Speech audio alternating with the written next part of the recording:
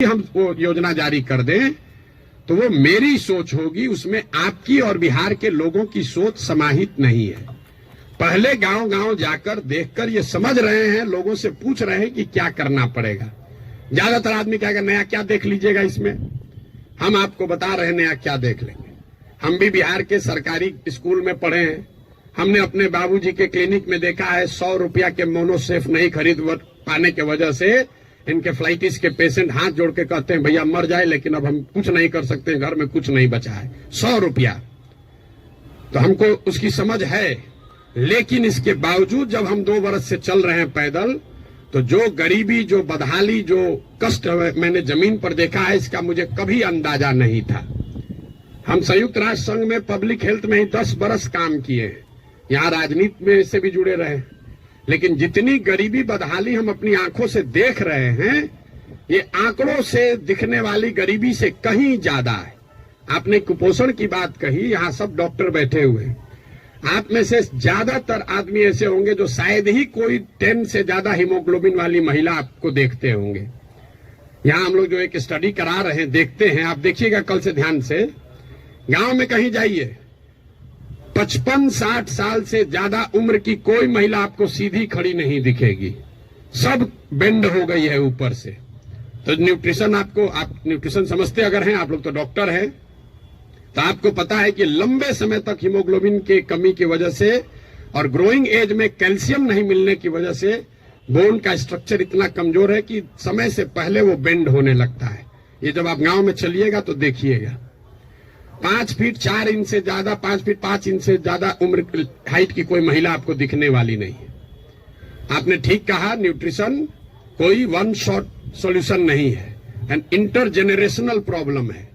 जिस मोदी जी के किताब पेपर की आप बात कर रहे हैं, एक आंकड़ा आपको दे रहा हूं। आज से 300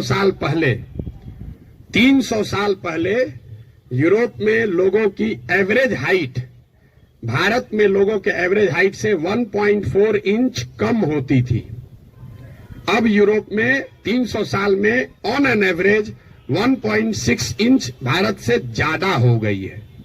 300 वर्ष में करीब करीब 3 इंच लंबाई का असर पड़ गया है। और दुनिया भर में जो डेवलपमेंटल इकोनॉमिक्स पढ़ते हैं उनको मालूम है कि हाइट और लाइफ टर्म अर्निंग में डायरेक्ट कोरिलेशन है। The taller you are more likely to earn higher income and wages than those who are not। इसका मतलब ये नहीं कि जिसका हाइट कम है पैसा कम कमा रहा है, तुरंत लोग गन्ना करने लगेगा कि तो बड़ा नाटा आदमी को देखें बड़ा पैसा कमा रहा है। Height is a reflection of your overall growth. अब डॉक्टर लोग को हम क्या बताएंगे, आपको समझ है, हाइट दिख रही है और ब्रेन का ग्रोथ आपको नहीं दिखता है। तो जो लंबे समय तक स्टडीज हुई हैं उसमें ये क्लियर बताया गया है कि हाइट और लाइफ टर्म अर्निंग, समाज के सोसाइटी में लाइफ टर्म अर्निंग का डायरेक्ट कोरिलेशन है। तो बिहार में ये परेशानी है, एक झटके में मेरे भाई साहब वो खत्म नहीं हो सकता है। यहां किसी ने पर कैपिटा इनकम की बात की। बिहार में पर कैपिटा इनकम है 35,000 रुपया। देश में प्रति व्यक्ति आय है करीब करीब 1,34,000। बिहार का प्रति व्यक्ति आय है 35,000 रुपया सालाना। उसमें अगर पटना और बेगूसराय को हटा दीजिएगा तो ये प्रति व्यक्ति आय घट के हो जाएगा 22,000 रुपया।